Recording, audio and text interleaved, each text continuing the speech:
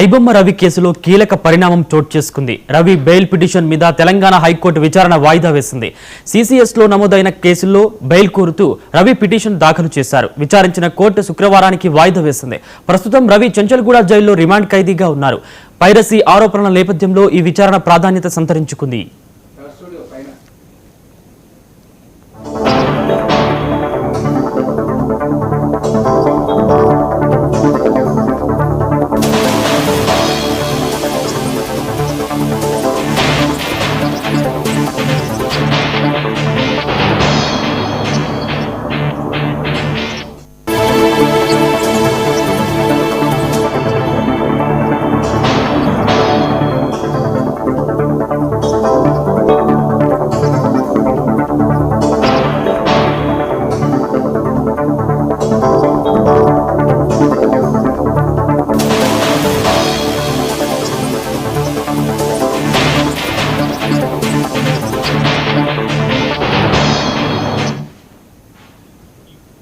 Breaking news చూస్తున్నాం. ఐబొమ్మ రవి కేసులో కీలక పరిణామం చోటు చేసుకుంది.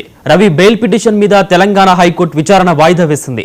సిసిఎస్ లో నమోదైన కేసుల్లో బెయిల్ కోరుతూ రవి పిటిషన్ దాఖలు చేశారు. విచారించిన కోర్టు శుక్రవారానికి వాయిదా వేసింది. ప్రస్తుతం రవి చెంచల్గూడ జైల్లో రిమాండ్ ఖైదీగా ఉన్నారు. పైరసీ ఆరోపణల నేపథ్యంలో ఈ విచారణ ప్రాధాన్యతను సంతరించుకుంది.